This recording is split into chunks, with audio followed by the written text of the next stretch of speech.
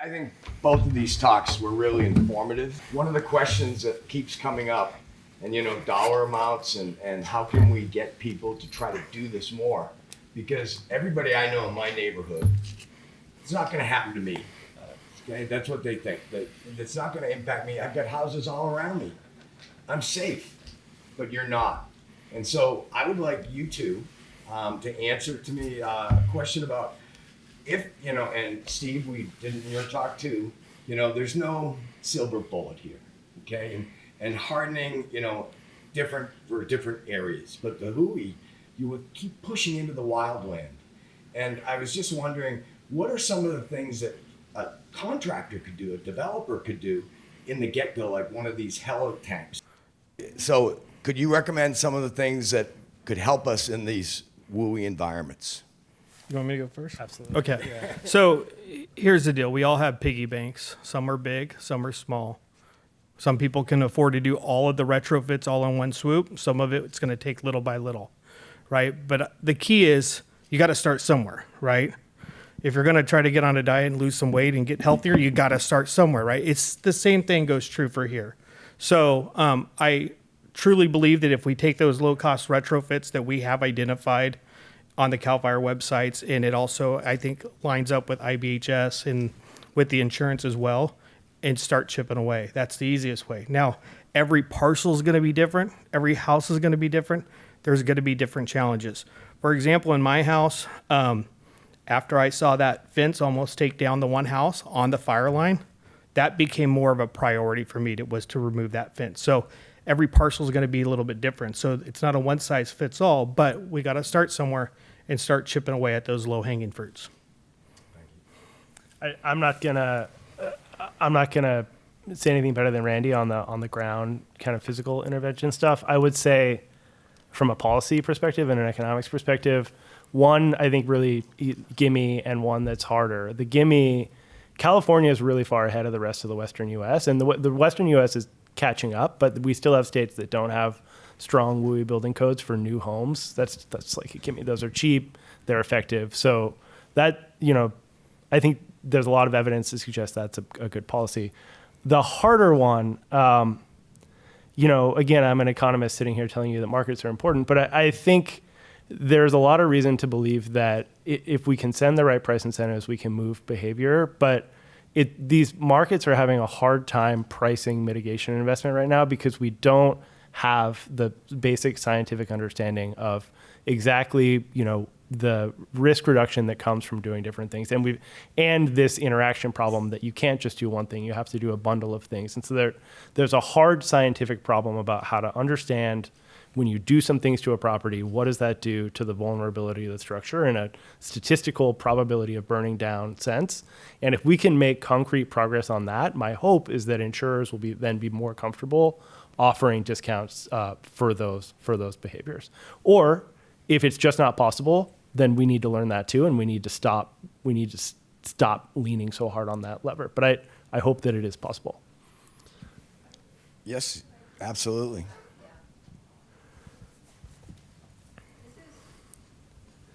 This is a topic that comes up at kind of every conference I'm at, that it's a non-insurance company conference. And I think our models do quantify the impact of mitigation from all the great research from IBHS, et cetera. And you can, in our model, really get, the premium down from mitigation, maybe 50%, something like that. But you showed you didn't actually show the amount of the premium, but let's say your premium is $1,000 a year. Let's just say that. Yeah. So we say we're going to reduce your premium by, let's say $200. You as the CAT modeling company. As the insurance company. As the insurance company, okay. Okay, we use a CAT model because the mitigation incentive is based on the expected loss, which is the premium. So it's just not a big amount because it has to be amortized, over the life of the property. Absolutely. So if you want somebody to spend, $10,000 to mitigate, they may only be getting $200 a year credit. So it's not that insurance companies can't quantify it. They can. All this great science you showed is already in the CAT models. But the problem is the discount can only be on the expected losses, which is very small relative to the upfront cost. I love that point. I totally take that point. So you should, or I will send you, if you're interested, I'll send you the paper with Meredith that I put up where we think about exactly that point, that particularly for wildfire, this is a peril that's like a spatially diffuse peril, right? A lot of houses in California are exposed to a relatively low probability of a wildfire every year. And just in like a mathematical sense, that means it's hard for a lot of expensive investments to pencil out. Because if there's a 1% chance that your house is going to meet a wildfire every year, and that thing, whatever thing you do, is not going to reduce the likelihood of destruction from 100% to 0%, conditional on meeting the fire. It's going to be something less than that. If that thing costs $50,000, it's just not going to generate very much of a change in it. It's just not going to pencil out. The change in expected loss is not going to be very good, which is the absolutely correct point that you're making. I think, and I take that point, and I am also interested to hear more about how the models are pricing this stuff, because I think I'm behind you on what the models are able to do. I look at a lot of insurance company rate filings, and they are in the prices that they're actually offering their customers, even in places where there would actually be substantial changes in expected loss from doing these things, which are the very high risk places. We're not seeing the discounts coming through, or we're seeing like average discounts across all homes in California, which again average out across all homes in California, but they're not granular enough to reflect the fact that in some places they really would pencil out. Or that, I mean, that's my perspective, but I definitely want to talk more about that. Yeah, we definitely need to get together, because I'd like to see what data you're using. Yeah. And we can show you the data that comes out of the models. And I know, as Kara said, like our models, like our wildfire model has been approved in 30 states in the US. So we had to go through a very rigorous process to get our model approved. So, and the states will look, like Florida, you have to certify that you use the exact settings that our model says that you should use, and that presumably goes into the rate filing. So I think there's a disconnect between the data you're using and the modeling data that companies are using. So offline, we can take that offline. But the one thing I would say, since we brought up Florida a lot, I also will, there's a lot of information in Florida. The most effective thing that they've done is they've actually given grants to homeowners to mitigate. Yeah. And those can be like $10,000, $20,000, $50,000 grants. Now you're going to get mitigation, but you're not going to get it from reducing somebody's premium from $1,000 to $800 a year. You're just not going to get it from that. Yeah. So I think Florida has done a lot that's been very successful. And I think mitigation, you need to give homeowners the grants or no low interest loans or something like that. Yeah, 100%. And Florida, the hurricane comparison is a great one again, because that hurricane peril is just bigger. And so expensive things are more likely to pencil out when you have a bigger peril, and the likelihood of which houses are going to get hit by her. I mean, of course you don't know, but it's much less spatially diffuse. So these things pencil. I'm excited to talk more. This is a great conversation. Thank you. Other questions? Yep. Off you go. Can I ask two? I have so many I'm trying to prioritize. Sure. Okay. First one is I have to admit, I met Judson last year at a wildfire event, and you introduced that Oregon paper, and I still haven't read it. So my question is about the paper. I'm a little embarrassed. To what extent do you see any spillover across the houses? Like that neighborhood you had up there was pretty small. Do you see untreated neighbors looking and going, I better start doing something? Yeah, that was, we had a treatment arm where we were trying to sort of generate those neighbor spillovers. Basically, we ran a treatment arm where, like, if you responded, if you got our financial incentive and then responded, we sent a letter to your neighbors that said, hey, Ryan's doing something, you should do something too. It just didn't do anything. It didn't work out. But it doesn't, I would not, sorry, let's be very careful. We should absolutely not interpret that as strong evidence that those neighbor communications don't matter. It's just in our experiment, it wasn't statistically powered and whatever. But I think that stuff is potentially important. Just to give some context to anyone who's not following, the size of those incentives you were getting were very small, like $200, $500. Yeah. And the size of the mitigations you need to put in are much larger, like what Karen was saying. Yeah. And it's amazing that small of a nudge was able to get people to move over. That Well, really okay. helps groups like USAA put things in place to start to do this. So anyway, that's awesome. No, I appreciate you mentioning that. And I should say about the Oregon experiments, we were specifically trying to get people to do the cheap stuff. We were targeting the like vegetation management, the get your trash can out from under your deck, the very like cheap, low hanging fruit. Nobody in our experiment got $500 and decided to like replace their deck. That's not what we were going for. Yeah, I need to replace my deck. And take the surfboards out from underneath it. Those are very flammable. Okay, so my second question, given a limited budget, and I'm sort of targeting interventions, to what extent would you think it was better to focus on hardening the home and retrofitting, or sort of real-time interventions, more like what Judson was just talking about, where, a fire's coming, I can send a sort of fire team out there to real quick clear brush away from the house? Like, what's a better use of resources to protect more homes, given if I have to make a trade-off? Do it before. Do before. Yeah. Yeah. Because you don't know. I mean, being on an engine before, and anybody in this corner can tell you, sometimes depending on how that fire is evolving, starting, the weather conditions, what we're seeing in front of us, we can look at an area and say it's not safe. We're going to die if we go up there, or major injuries, or you know what, those houses where they're built at is not safe for us to be there. So we will take a tactical approach and we will go somewhere else. So that's why it all goes into that preventative side. Do whatever you can to do. Hopefully you can have a fire engine there to protect it as the flame comes through, but don't guarantee it.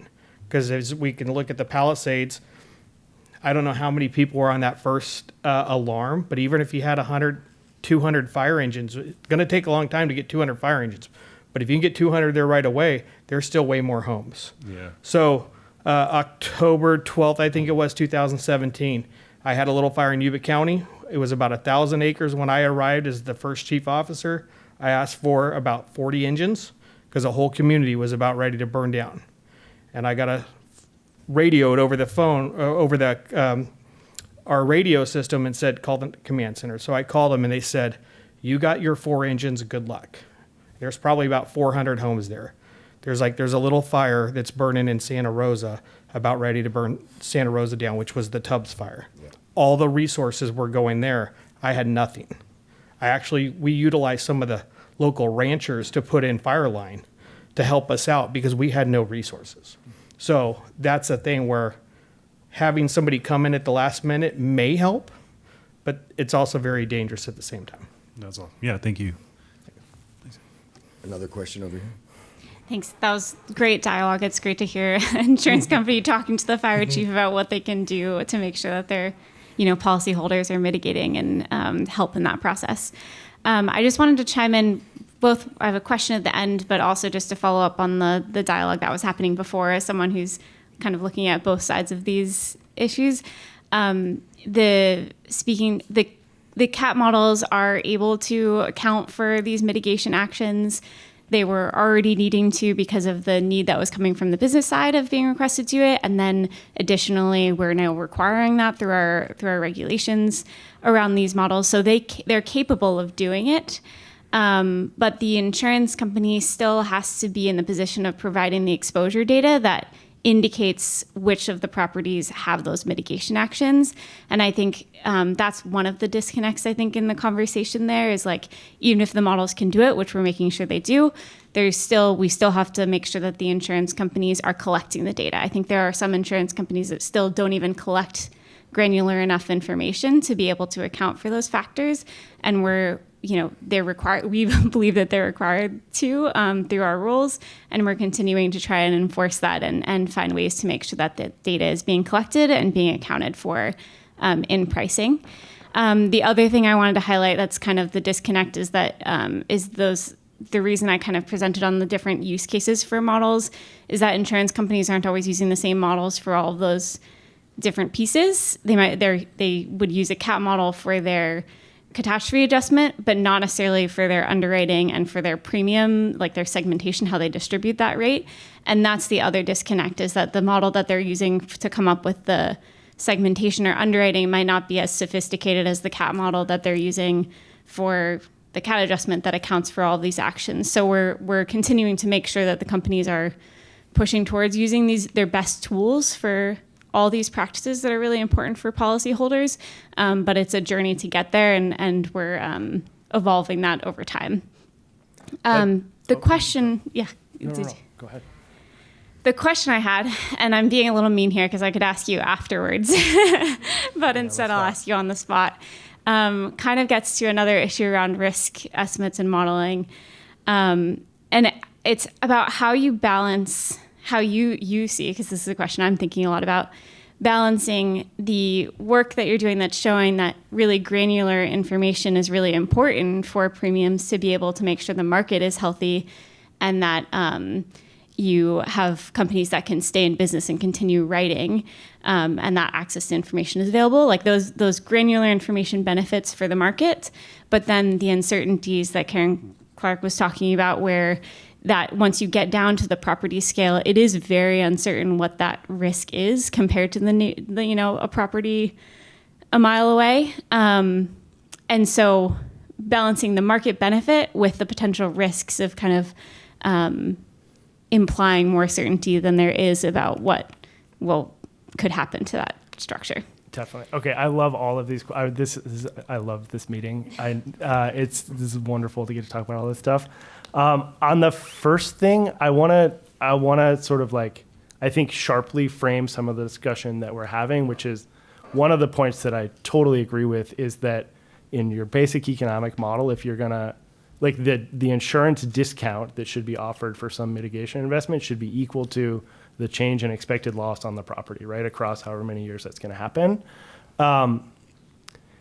If the answer is that the discounts are small because those changes in expected loss are just actually really small compared to the cost of doing the thing, why do we spend so much time talking about mitigation?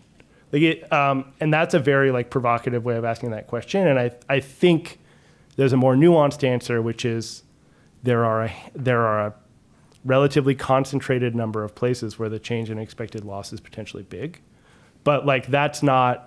The market has not gotten there yet. The market is offering these, from what I see in the rate filings that I look at, these pretty coarsely aggregated discounts across lots of properties that pencil out on average across a big area. Okay, so that's one thing. Let's talk about mitigation offline. The second thing about uncertainty, I think about all the time. And in the background of that question, I think there's a little bit of even unconsciously sort of a perspective of at what level should we allow this information to be used?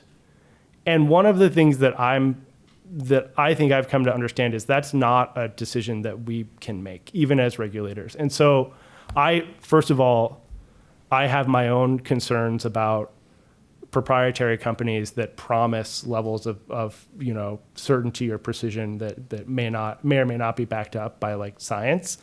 I think that's a really big challenge. I want to talk to you about what we can do about it. I'm not going to give you an answer. I'm just going to make the problem even harder, in the sense that you can imagine the California Department of Insurance could say, you can't segment the market any more finely than county, or you can't use the following product for pricing. You have much less ability to regulate the information that firms use for underwriting. And what we're seeing right now already is that if they can't use it for price, I'm not an insurance company, this is my view from the outside. If they can't use it for pricing, it does seem like they're using it on the back end for underwriting. And they're saying, all right, we have our model, which may or may not be right or correct, but we're going to use it one way or another. And it may be that we're going to, and when I say underwriting, I mean companies deciding which properties they will and will not sell insurance to. And that is in the weeds of insurance regulation. my understanding, and Carrie, you should correct me if I'm wrong, but my understanding is that the department has fewer levers to pull to control that and control the information that gets used there. And so we should, when we think about sort of what is the appropriate way in which this information should be used, we should remember how much ability we have to control this information once the cat's out of the bag. So. Question over here. Kind of a question comment. My name is Wendy Moore. I'm the executive director of the San Diego Fire Rescue Foundation. I'm a fundraiser, so I'm going to bring the intelligence quotient down significantly. First of all, if there are any grants out there for homeowners, I would love to know about it because I get asked those questions all the time. The other kind of comment I have is, when we're talking about disconnect, a thing that I hear almost every day, I heard it again last night at a meeting, was, okay, I will do my job, but what about the city? What about the county? I think about Mount Soledad, and there's areas on Mount Soledad that are owned by the city, that are owned by the Navy, that are owned by UCSD and Scripps. I think about the canyon rim, the homes along the canyon rims, and they're like, look, we've done everything we can do. The city or the county is not coming out to do their job. What am I supposed to do about that? How do we address that disconnect?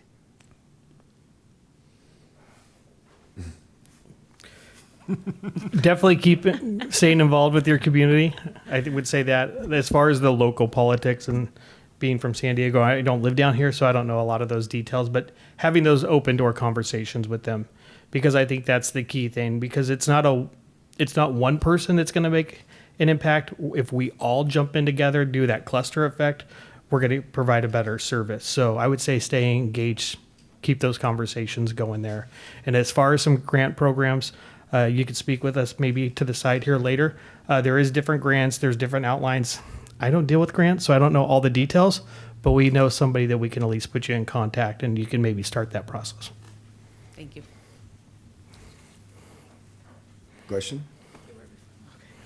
Thanks. Okay. So this might be a question for both panels. Oh, yes. So I am Tirtha Banerjee. I'm an associate professor in UC Irvine. I'm speaking in the next panel, more of a fire academic researcher. So I think the term standardized model outputs was discussed in a few different contexts. I think Kara's talk, and also I think Judd and you also mentioned. So I am thinking about, are there any, because in the fire research community, there is for example, there is some work going on in the National Academy space that Ilke and I are both part of. So there's a lot of discussion about standardization. So in this context, what constitutes fire risk? And if you are using a fire model, how do you standardize what outputs to use? So has there been any systematic work on that? Or for example, if you are in the insurance space, what type of parameters are you using right now? So, and how well reviewed these are they, and what research scope is still there to standardize these parameters even more? So any thoughts on that? I mean, I would defer to Karen and others, but my understanding from the outside is that companies do what they think is best, subject to the rate review process, but yeah. Could you go to the microphone, please? Just a little clarification on the question, because I think what was mentioned earlier that I think was used by you, Judd, was standardized output from the model. So take the same home, change the mitigation, how does the answer change? But I thought you said standardization on the parameters in the model. Was that your question? A little bit of both, essentially. And you also mentioned, for example, Florida, you need to specify which parameters you are using. Exactly. Right. Yeah, exactly. So these are the standards. Yeah. Well, I think it's really the scientific community. I mean, it's not by the scientific community. Let me rephrase that. But the models have to disclose a lot of information, trying to keep it as confidential as possible. A lot of it is not kept confidential. But basically, like in Florida, if we want to, they have a professional team of, PhD meteorologist, structural engineer, statistician, computer experts. They come on site and they actually review lots of material from the modelers. So they don't ask for a standardized process because, again, companies will differ in what they do, but they want to make sure that the process is scientific and the decisions that are made. I mean, why do the models differ? I really think this is an important point because we talk about the science, but really there's a lot of uncertainty around that science. So the scientists are actually making scientific assumptions based on their best expert judgment. Okay, there are very few facts, in this. There are just a lot of good science, good scientific assumptions, but there's still a wide variety of assumption that a modeling company could pick. And so the review process is making sure that the modeling companies have PhD level scientists, have the right professionals employed there, and that the process that they employ is scientific, that it is, basically they're not making errors in how they're going about putting together the model. As it turns out, and I don't know if Kara wants to comment on this, most of the models use generally the same types of variables, but there will be nuances in how they're implemented. Hello, my name is John Gerlasco. I work for an organization called Cat Risk that also does catastrophe modeling. Previously, I worked for another organization that did long-term climate projections as well. So I do have some questions for you, Judson, later on, kind of on adaptation, valuations towards those assets, whether they're long-term investors or short-term, and kind of quantifying the adaptation strategy. But my question is more for Randy. Has there been consideration from like CAL FIRE or more municipalities to incorporate volunteers as well? You mentioned the ranchers kind of coming and helping in a moment of crisis, but creating more of like a state framework to have volunteers in those types of moments as well. Well, for us, it's always life, property, and then the environment. That's how we prioritize our objectives on those incidents. So not having trained people actually puts us in a higher danger. But there's nothing that says that the property owner, we could say it's under a mandatory evacuation, you need to leave. But if they choose to stay, they choose to stay. So like in that case that I had told you, those ranchers they weren't asked to leave, told to leave. And they said, we're not leaving. And they stayed and they went to work. And we just pretty much utilized the work that they were doing to help put it out. Right. So our goal is always going to be life over property, and property. Then we take care of the environment, incidents, stabilize the incident to hopefully maintain it in that footprint and then move forward. Very cool. Thank you. Third time's the charm. Ilka Eltontosh, I'm a faculty member at UC San Diego. And I want to come back to the data and science discussion that started really well around the uncertainty of it. The name of the symposium is Data-Driven Insurability. And I think we established science-driven insurability as well. And the uncertainty of it. A good way to deal with uncertainty, especially as we are operationalizing data and science with uncertainty, is, I think, build some dynamic nature into the system so the system controls itself. And are we seeing that change? And there's some transparency of what kind of science and data and with their uncertainties are part of that system. How do we move from where we are today into a more dynamic, as things evolve, as we learn more, we can actually, reduce that uncertainty or change some of the things in a more dynamic way than where we are at today?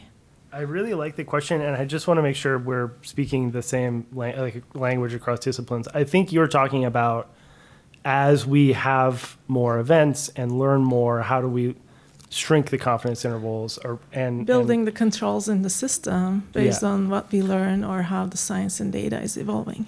Yeah, so I want my scientific colleagues to say a lot about that. I want to say one thing that's hard about CAT relative to other things is that they just don't happen very often. And so our historical event set to calibrate our learning is just sort of fundamentally limited. And so from this is why cat risk to an insurance company is like fundamentally different than auto accident risk or heart attack risk, because you get really high frequency feedback on the accuracy of your models because those events are happening all the time. So one of the like basic challenges of cat, and this is why cat models exist, among other things, one of the is like we just don't get as much validation data, and I think that's sort of the direction your question is going. But then I want my scientific colleagues to say how we solve that problem. But I think that's the basic problem. Any other questions? So one thing that I noticed showing Florida versus California and wildfires, risk gradient. So when you're in Florida, your risk gradient, going from the shoreline inland changes as it does at the Hui interface. And so here, how do you do that granular, Judson, how do you do that granular risk gradient? How do you accommodate that in your policies? The extent you mean risk changing a lot over short distances? Yes. Yeah, and that's also very true in wildfire. That Yep. Even over very short distances, vegetation and slope is incredibly important. I think again that's a question for the modelers. And another way of framing that question is, given that we know there is all of this really important microspatial variation, how precisely are we ever going to be able to pin that down? And I think that's a question that we've all been having, and I agree it's hard. Is there a push to collect more? Ilke brought it up, really important, but like so everybody knows in this room, we just collected 98,000 square miles of LiDAR. We've covered the entire state of California. We work with CAL FIRE, goes into TechnoSilver models. But the best thing about this is it's open source. Just drop me a line. I'll give you some data. Cool. Okay? I think this was a great panel. Thank you, gentlemen. And let's thank them again.